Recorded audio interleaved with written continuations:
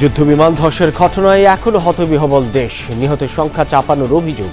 দুই উপদেষ্টা ও প্রেস সচিবকে অবরুদ্ধ করে দিনভর ক্যাম্পাসে বিক্ষোভ। তাদের চাকরির ভয়ে তারা এটা লুকাইতে চায়। কেন কেন? নিহতদের সঠিক নাম এবং তথ্য আমাদের সামনে উপস্থাপন করতে হবে।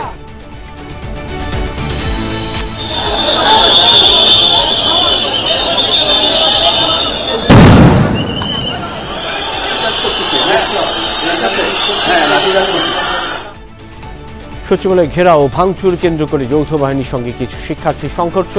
শিক্ষা সচিবকে প্রত্যাহার করল সরকার।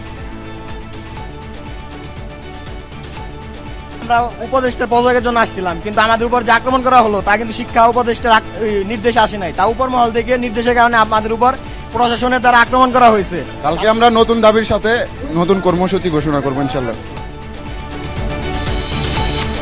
নিহতের সংখ্যা বেড়ে দাঁড়িয়েছে ৩১-এ। আহত অনেকের অবস্থায় আশঙ্কাজনক। গ্রামের কবরস্থানে শায়িত হলো অনেকের বুকের ধন। শুধু আর কি কয়লা ছাড়া কিছুই ছিল না ভিতরে। টাকা মেডিকেল নিতে নিতে আমার বাবা চিল্লাই স্যার কইছে, আম্মু কতক্ষণ লাগবো, ভাইয়া কতক্ষণ লাগবো। আর ছেলেটা অসুস্থতার কারণে যায়নি, মেয়েটা গেছিল। গাড়ির থেকে নামার পরে 5 মিনিটের মধ্যে এই কাজটা আগে হয়। ঢাকায় সামরিক অভিবাদন শেষে রাজশাহীর বাড়িতে পাইলট তৌকিরের দাফন।